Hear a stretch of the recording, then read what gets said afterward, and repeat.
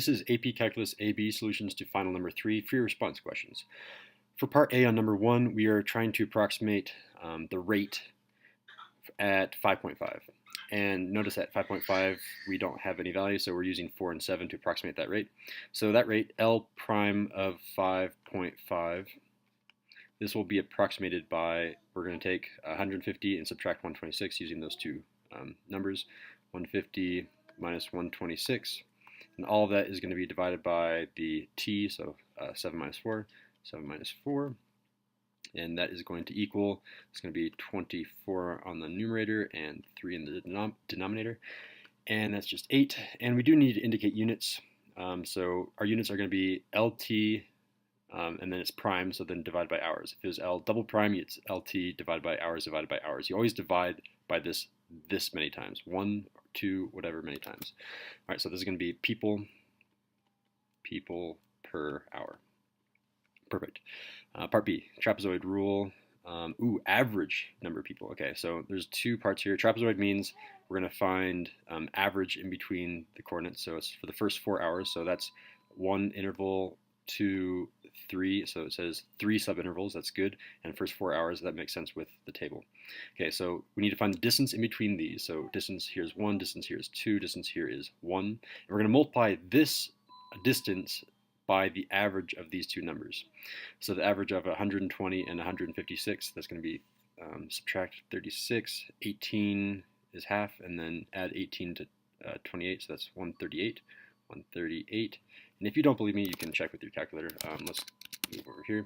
You can do 120 plus 156 divided by 2, 138. It might be faster to do on the calculator, it might be faster to do mental math, whatever is easiest for you. 156 to 176, difference is 20, half of that is 10, add 10 to the lower, and that is 176. Oh, 166, I don't know what I'm saying. 166. All right, and then finally, average between these two, the distance between them is 50, half of that is 25, add 25 to the lower boundary, and that's 151.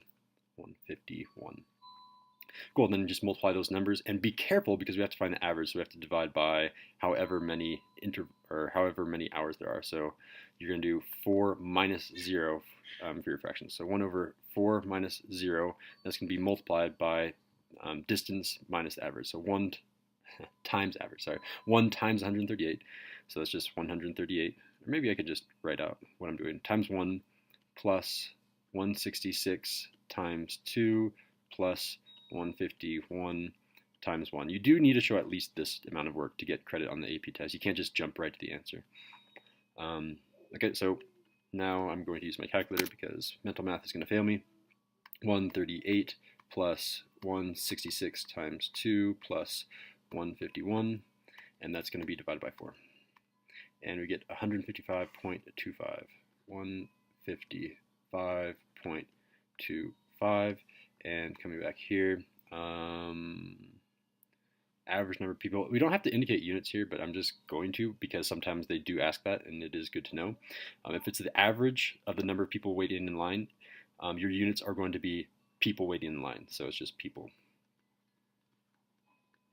And it doesn't really make sense to have 0.25, but since this is an average, that does make sense. And on to part C. All right, so we're looking for the fewest number of times where L prime must be equal to 0. And we need our reason. We can't just say, it's 5. Okay, so immediately when I read this problem and I see L prime equal to 0, I'm thinking mean value theorem, because mean value theorem guarantees that the derivative is equal to some number. So usually I'm looking for the same number down here, but the same number is never repeated, so they're not going to make this easy for us. It's going to be a little bit challenging. And there are actually two ways to solve this problem. I'm going to be solving it the first way with the mean value theorem, but in the scoring guide, there is a way to solve it. I'm just talking about where things go up and down. I'm going to be kind of doing this first one. You can do the second one also, but I'm not going to go over that in this video. So in this problem, I basically want to use mean value theorem, and in order to use that, I need to say, okay, well, it's differentiable. It did say it's differentiable, right, on the problem. So, oh yeah, so it's twice differentiable right here. So because of that, so I'm going to say, because differentiable, mean value theorem implies that, okay, so mean value theorem, all we can say is things are positive or negative. We can't say that it's an exact number. I mean, we can, but it's not going to really help us. So notice that it goes from 120, 156, 176, and then starts going down. So it goes up, up, up, and then starts going down. So we want to say on the interval from 0 to 3, the mean value theorem states that we have a positive derivative. Implies that on, what was it, on 0, 3? On 0, 3, 0, 3, the derivative, that we have a positive slope. So we want to say that L prime is greater than 0. Or you can say L prime is positive. So this is the first part, and I'm going to go through the second and third parts in a sec. So, oops, too far. Okay, so it went up, and then it starts going down, and then it goes back up. So we want to say on that interval it goes down, and then on this interval it goes, on this interval it goes down, on that interval it goes up, and then on this interval it goes down. You just have to talk about the different intervals going up and down, and the change going up and down is where we can say it has to have at least a 0. So let's go ahead and say on, it's 3, 4, right? So on 3, 4 it's going down. 3, 4, L prime is less than 0. And then next, keep doing that. And then on 4, 7 it goes up. So on 4, 7 it goes up. So L prime is positive, and then finally from darn it, from 7 to 9 it goes down. So 7 to 9 L prime goes down, it's negative. And you can write this a bunch of different ways. This is my shorthand for writing it. All right, so perfect. Now we need to use another theorem that states, okay, you hit all values in between a certain interval. Like if I go from a positive to a negative, eventually I have to hit all numbers between a positive and negative, which is 0. I mean, that's the one that we're looking for, right? So what's the theorem that states that we have to go through all values? That's the intermediate value theorem. And because this is a free response question, you have to say the initial condition. What do we have to say? Like, because for mean value theorem, we have to say because it's differentiable. What do we have to use for IVT, for intermediate value theorem? It's continuous. So now because continuous, you do have to state that. If you don't state that, you lose points. Because continuous, IVT implies, and if you don't like writing the word implies, you can just do this arrow and they know that it means implies. IVT implies, so we were going up, so in between, so each comma is where there's a 0. 1, 2, 3, because it changed from a positive to a negative, so it had to go 0 there. It went from a negative to a positive, and it went from a positive to a negative. So each of those intervals implies that there are 3 zeros. Perfect. Cool. And then on to part D. Wait, do we? Okay, just making sure we answered everything. Part D, now it's telling us that we have more information than just the table. Remember, we had this incomplete information, and now we have this complete information, this ticket. But yeah, so it's complete because it goes from 0 to 9 as well, same interval. And based on the new model, how many tickets were sold? So forget everything that we just did in A, B, and C and the initial problem. This is a brand new problem, and it's pretty easy. So how many tickets were sold by 3 p.m.? So if this is a rate, right? Because it tells us this is a rate. So in order to get the number of tickets, we have to go backwards. We have to take the integral. So the integral of that function of r of t dt, and obviously you want to start at 0 and you want to go to 3 p.m. So t equals 3. They even make that easy for us. That was a weird 3. I'm going to try redrawing that. Whatever, almost the same thing. To the nearest whole number. So this is where we just use our calculator. So straight on, math 9, come on, math 9, and then this function. So 550 times x times e to the power of negative x divided by 2.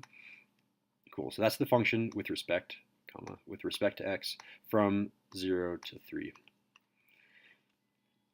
So this is about 972.784.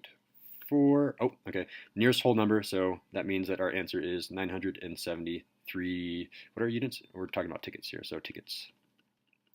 We don't lose points if we didn't do units because it didn't specifically ask for it in the problem, but it's nice to do just to get in the habit. Then we move on to number 2. Oh, by the way, I forgot to mention that number 1, if you're trying to look up the scoring guide just on your own, because you're not in my class or something. That was 2008 problem number 2. Number 2, this is 2004 problem number 1. All right, so we have cars given by function. Cool, everything there. To the nearest whole number, so we'll have to come back and make sure we do that. How many cars pass over the intersection? Okay, well this thing is a rate, right? It should be is a rate. So this thing is a rate, so get backward to how many cars there are, you have to take the integral. So for this one, it's pretty straightforward. You just take the integral of f of t dt from 0 to, and it's asking for 30, so 0 to 30. Plug that in on your calculator, and you'll get your answer. So here we go. And we're going to do math 9. Oh, gosh. I might need to enter this as an equation because we might use this over and over, so I'm not going to just do it right there. So it's going to be 82 plus 4 times sine of x divided by 2. Oh, that's okay. I was just getting scared for no reason. Okay, so that was y1. So now what we want to do is math 9 of bars right, enter, enter. So that y1 function with respect to x from 0 to 30. Cool. I didn't really need to do that ending in parentheses, but it looks nice. Okay, so it's approximately equal to 2,474.077, but we're rounding to the nearest whole number, so there it is. Do we need to do units? No, but we should. That's cars, because it's asking for how many cars pass through, 2,474 cars. Part B, is a traffic flow increasing or decreasing? Okay, what is the definition of increasing? Increasing is where our function, let's just say a general function, lowercase f prime, not necessarily this, f prime is greater than 0. That is the definition of increasing. Here's the thing. This is already a rate. So we only need to plug in, let me make sure. Oh wait, okay, so this is the trick. Is the traffic flow increasing or decreasing? Whenever you see increasing or decreasing, you take the derivative of whatever you're talking about. We're talking about traffic flow, and traffic flow is defined by this function. So we're going to take the derivative of this function, and then we're going to see if it's a positive or a negative number. All right, so we need to find f prime of 7 and see what that is equal to. The way to do that on your calculator is just to do math 8, and then bars right, enter, enter. See, I knew I would use it again with respect to x at time equals 7. And it's negative 1.87. You don't even really need to write that. You can just say it's negative. You can say, yeah, it's definitely less than 0. It is negative. And because it's negative, that implies decreasing.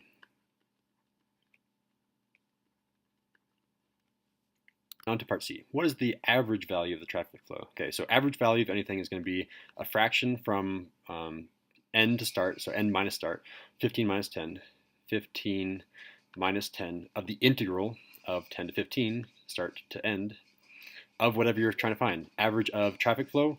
So what is traffic flow? Traffic flow is defined by capital F of t, so this is capital F of t, dt. Just plug that in and see what we get. So this is going to be so 1/5 times math 9 integral of bars right, enter, enter, y1 with respect to x from 10 to 15. And that is going to be approximately 81.899. Indicate units of measure. Okay, so average rate of the traffic flow. Average of whatever is going to be in units of whatever. So what are the units of traffic flow? Traffic flow is defined by this, which is measured in cars per minute. So traffic flow is defined by this, so that is the unit. Cars per minute. Cars per minute. Cool. D. What is the average rate of change of the traffic flow? Okay, so average rate, this is just our f of b minus f of a all over b minus a. It's the definition of average rate. That thing right there. That was a bad underline. Average rate. Over 10 to 15. So this is really going to be f of 15 minus f of 10 all divided by 15 minus 10. Okay, so to get f of 15, we actually plugged it in on our calculator like this. So we do bars right, enter, enter, y1, parenthesis 15. That will give us the value of 15. And then we'll subtract bars right, enter, enter, in parentheses 10. And we'll get a number there, and then we'll divide that by 5. and we get 1.518518, and so units, I'm guessing. Yep, units of measure. Okay, so average rate of the change of traffic flow. Okay, so let's think about how units are going to work here. So traffic flow already is in cars per minute, but now it's the rate of change of the traffic flow. So now we have to go one level deeper, inception level, one level deeper, so it's going to be minutes squared, the next derivative. So it's going to be cars per minute squared. Perfect. And on to question 3. For those wondering, this is 2009 question number 4, I think. So find the area R. R is equal to, so area is going to be an integral between the two curves, so between 0 and, looks like the x-coordinate is 2, so 0 and 2.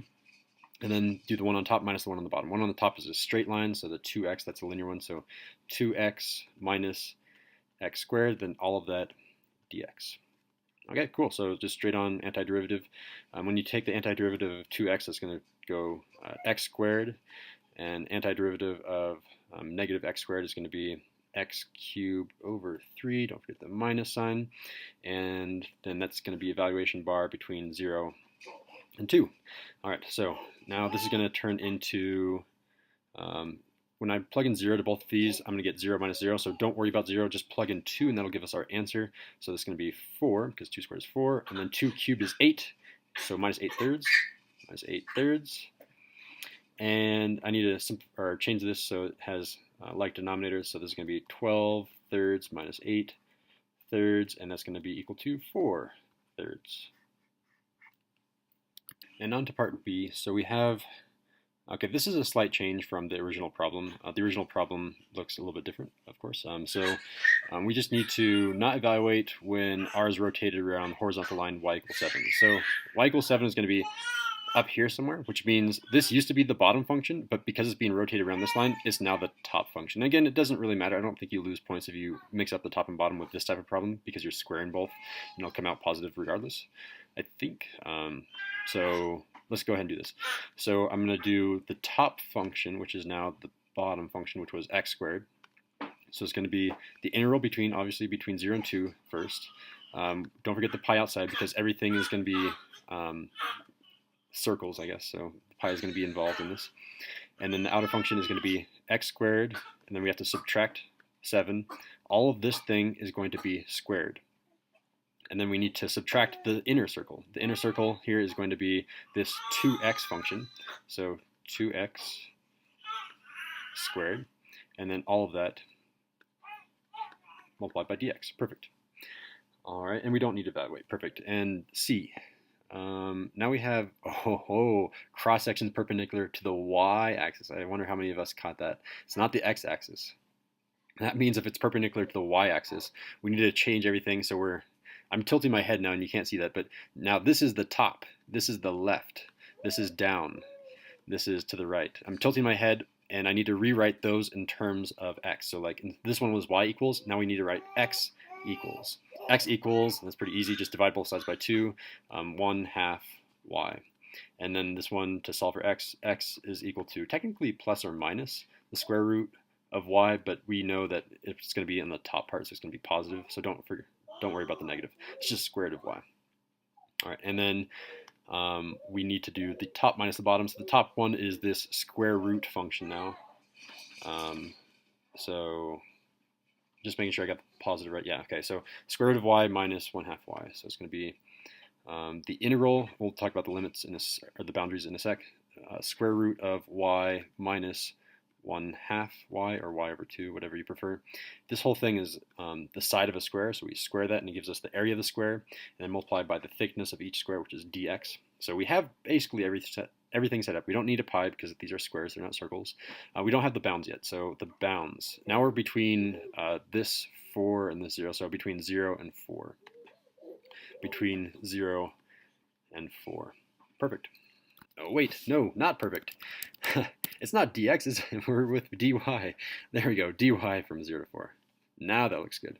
And on to problem 4. This is from 2008, and it is also problem number 4. All right, so what do we have here? We have bunch of things. It's asking for when the particle is farthest to the left. Oh gosh, okay, so I need a table. I'm going to move this up. That's going to cover that a little bit, but that's fine. What else do we have from this problem? It tells us horizontal tangents right there and right there. It tells us that those regions are 8, 3, and 2. So this is -8, this is +3, and this is -2. And it tells us our start information at 0, it's at -2. That will be needed, I'm guessing, for this problem, the first one, A. So we're finding farthest to the left. We're finding the most negative number. So normally I always say just find, start with your endpoints and then find the logical points. Sometimes we always check every critical point, 3, 5, including the endpoints 0 and 6, but we only need to check 2 in this case. Okay, so it's obviously not going to be the start because right after the start you get this giant negative area. So at 3, that's one that I want to check because I am probably farthest to the left, but then I go positive, and then I go negative again, so I want to check 6. So 3 and 6 are really the only 2 chords that we need to find. So at these times, at 3 and 6, I want to do start plus change equals end. Start plus change, and I'm just doing delta because I'm lazy again, and that should equal the end.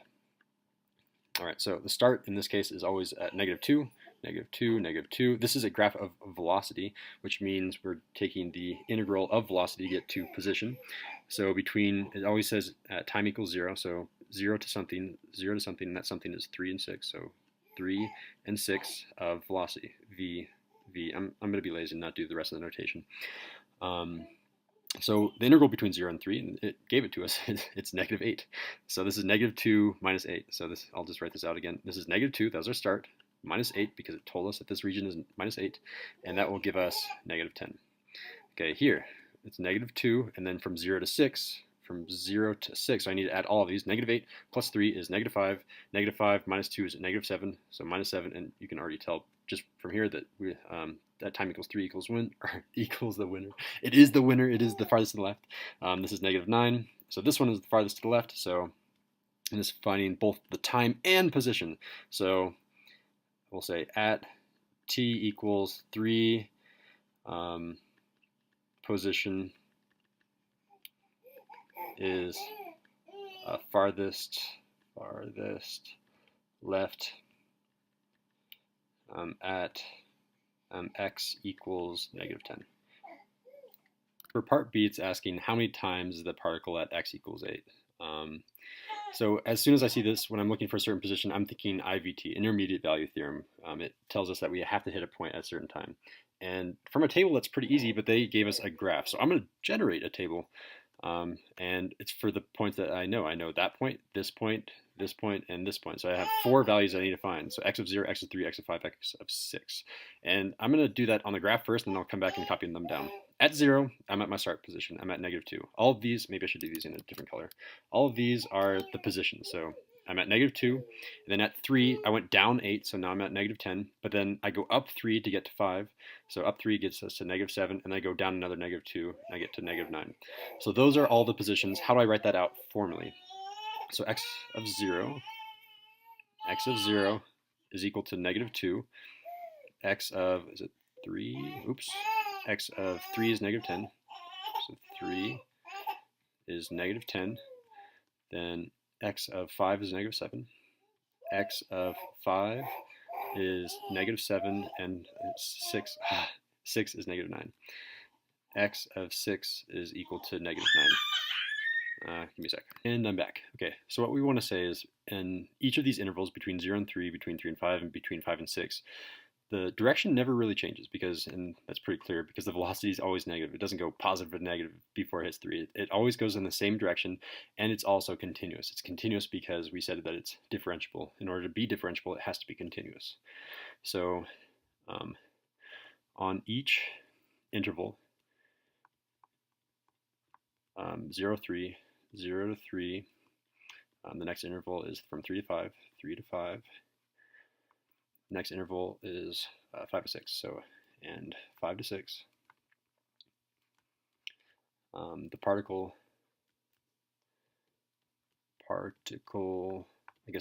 motion is continuous, and then if you really need an explanation, which you don't, but I will, make sure mine is really solid, because differentiable. We knew it's differentiable, therefore it's continuous. Is continuous and is the same direction. So there's a fancy word for this. It's called monotonic. You can write either way. So we want to basically say never changes direction on each interval. So, and I'm going to write this in red, is monotonic. So never changes direction. And yeah, period. Okay, so we need to establish that on each of those intervals it is continuous and that it never changes direction. And then after that, you can start using IVT and basically you're done. So IVT states that you have to pass through all the points between -2 and 10. Well, hey, look, -8 is between -2 and 10, -8 is between -10 and 7, and -8 is between -7 and -9. So there's 3 points that you can say. But in order to use IVT, you have to establish that it is continuous. And we kind of did already, but I'm just going to say it just because I can again. So because continuous, this implies we can use IVT. IVT and that means there are 3 times that x is equal to 8, that the position is -8.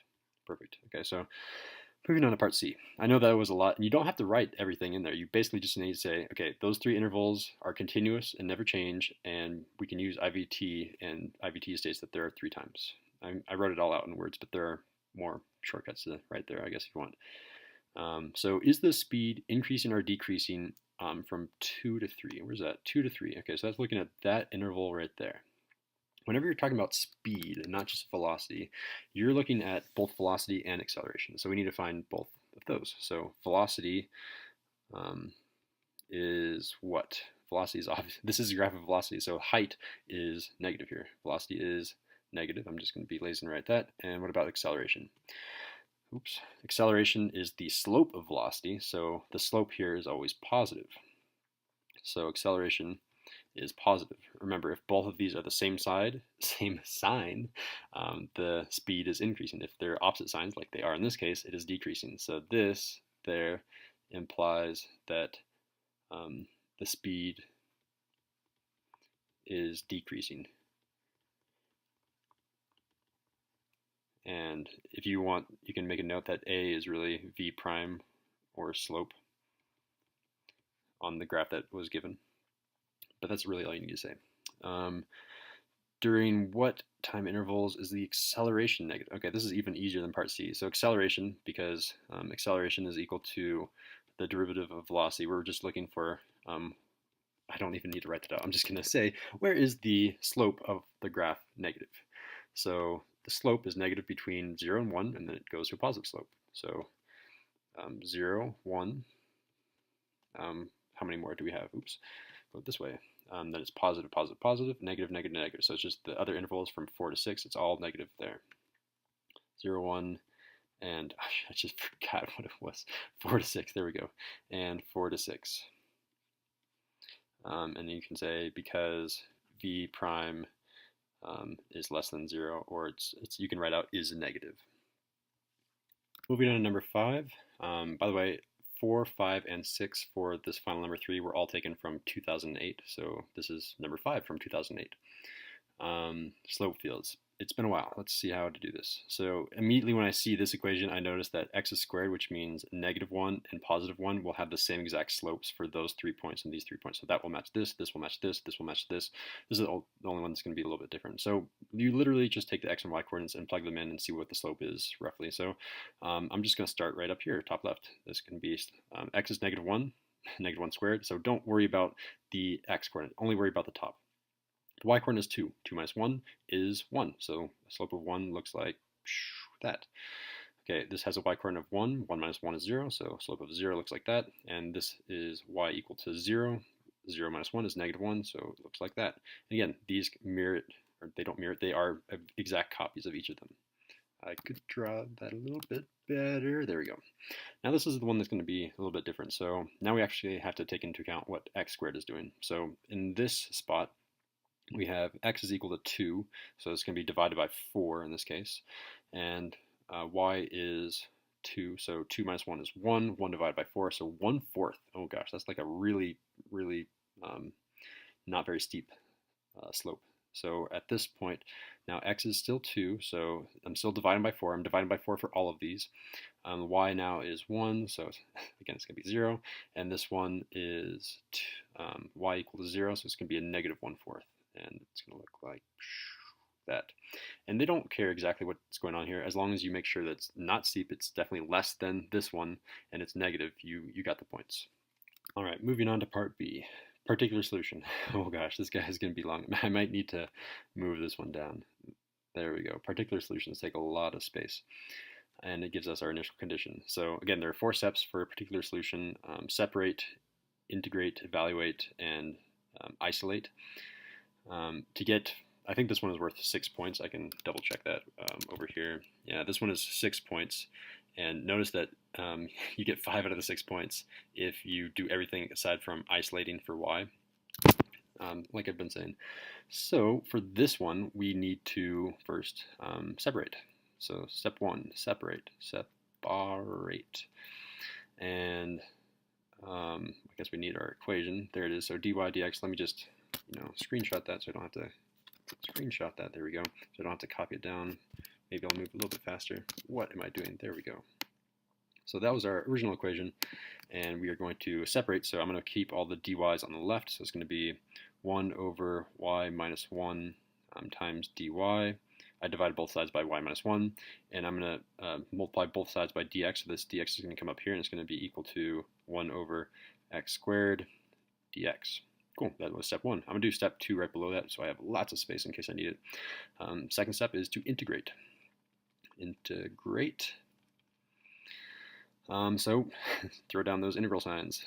Integral of 1 over y minus 1 dy should be equal to the integral of, I'm just going to change this to x to the negative 2. I should have changed the left one too. Let me back up here and change this to y to the power y minus 1 to the negative 1 dy is equal to the integral of x to the negative 2 dx. Okay, when we take the integral, this is where we get like 2 points just for doing this.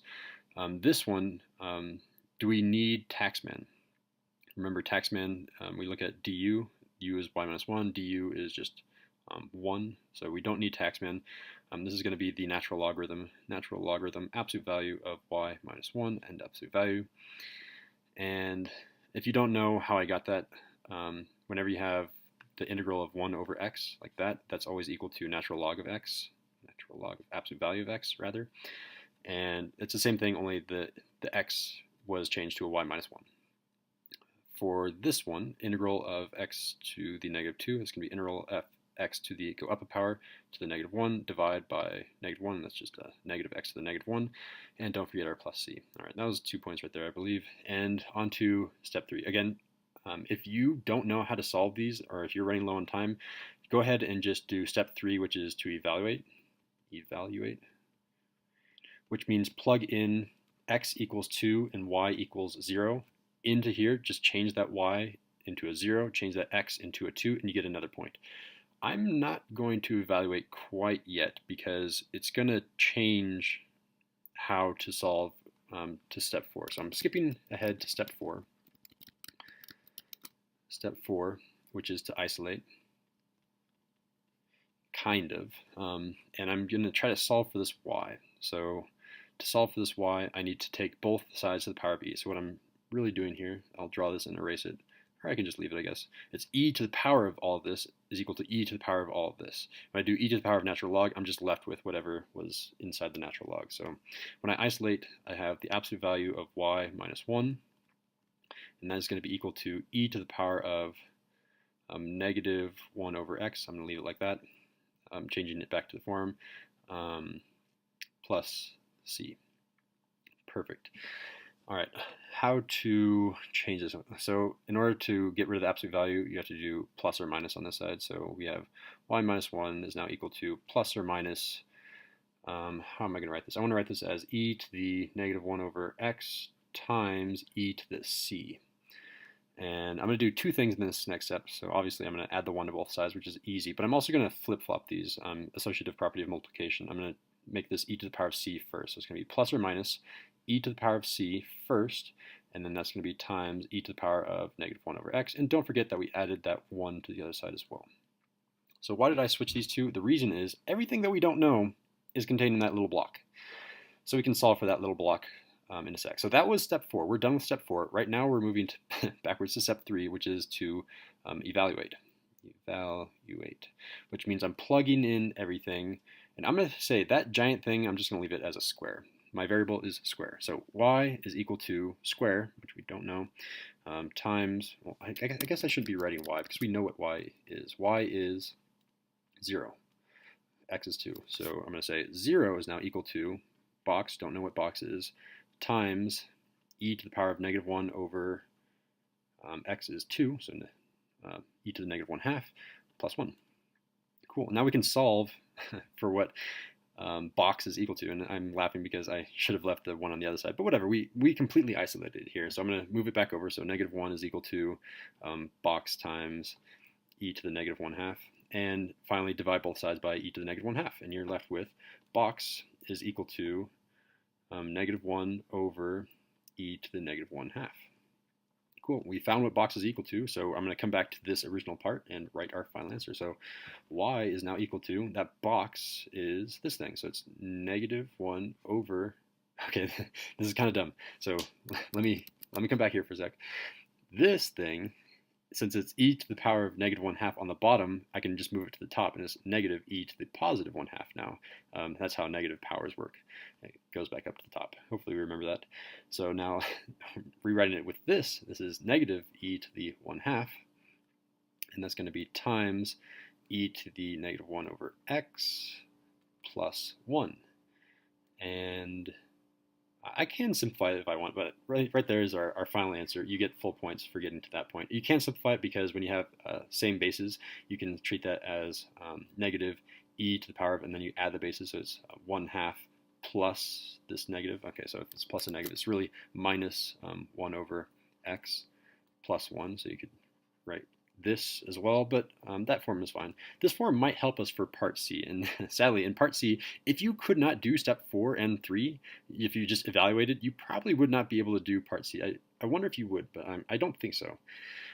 So we have our equation. Once we have, I'm going to use this nice equation, the second one, we're going to find what happens when I take the limit as I go towards infinity. So when I go to infinity, that x is going to go to infinity. 1 divided by infinity is 0. So let's come down here and write out our work. Oh, didn't mean to double click on that.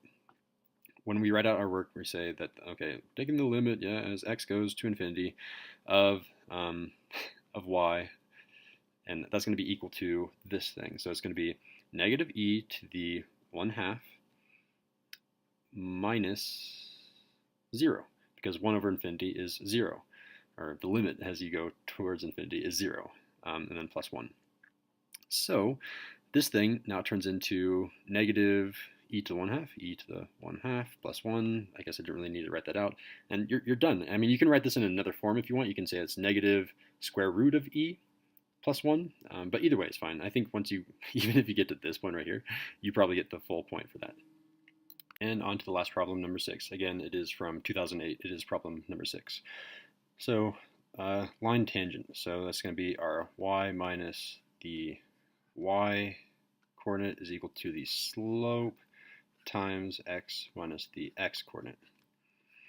All right, well, we know what the x coordinate is. That's going to be e squared. It tells us that. And we need our y coordinate and the y prime. So this is going to be y of e squared, I guess. E squared. That goes in here. And this is going to be y prime of e squared in that box. So we need to find both of these. All right, so luckily they give us an equation for both of those. We don't have to find the derivative. Let's just plug in e squared into both of these. So when I have natural log, I'm doing y equals e squared. So natural log of e squared, all divided by e squared. What is that going to be? Well, whenever you have natural log, this is the power rule. The power comes down in front. So this is going to be equal to 2 natural log of e, all of that over e squared. Natural log of e is 1. They cancel each other out, so that goes away, and you're left with just 2 over e squared, or you can say that's also 2e to the -2, whatever you prefer. I think this looks a little bit cleaner, but maybe you like fractions, I don't know. So this is just going to be 2e to the negative 2. And over here, we need to find what happens when we plug e squared into the derivative. So when we do that, we get 1 minus natural log of e squared, all of that divided by e squared squared, because it was e squared and then we have squared again. Then this is going to be the same thing. Our natural log of e squared is just 2. Because the 2 comes down in front, 2 times 1, because natural log of e is 1, is 2. So it's going to be 1 minus 2, which is negative 1 on the top, and e to the 4 on the bottom. And again, that's the same thing as, let's move this down, it's going to be negative e to the negative 4, if you want to simplify it. So it's negative e to the negative 4, and there's our equation. Next, b, x coordinate of the critical point. And then once we find that, we have to find if it's a min, max, or what. Okay, so what is the definition of critical point? So f critical crit. I'm just going to abbreviate it like that. That is wherever f prime is equal to 0 or f prime dne. So where is f prime equal to 0? So we have f prime. Where is this thing equal to 0? Whenever you're looking for something equal to 0, don't worry about the denominator until the very end. So where it's equal to 0, the numerator needs to be 0, and the denominator hopefully should not be 0. So let's check that top part, the numerator, 1 minus natural log of x. That should be set equal to 0. When we do that, let's go ahead and add natural log to both sides. So 1 is equal to natural log of x. And where is natural log of x is equal to 1? To find that, you have to undo the natural log. The way that you do that is you take both powers, or both sides to the power of e. You exponentiate both sides. So e to the power of 1 is equal to e to the power of natural log of x. And then, as I've been saying over and over again, e and natural log, they cancel each other out. So you're left with e to the power of 1 is equal to x, and x is just, e. Okay, when I plug x is equal to e on the bottom, it is not 0, so that's good. That is where f prime is equal to 0. Where does f prime does not exist? That's where the bottom is set equal to 0. If you set x squared equals 0, that happens at x equals 0. So that might seem like another critical point, but it tells us that x has to be greater than 0, so it can't be equal to 0. So don't worry about the d and e on this case. There's only one critical point, and it's at x equals e.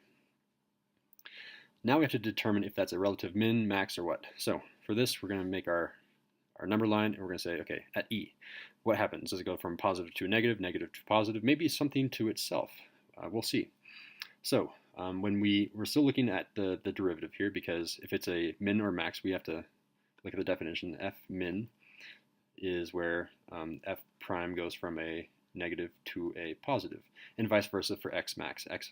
F max is where f prime goes from a positive to a negative. So we're looking at f prime and checking the signs on both sides.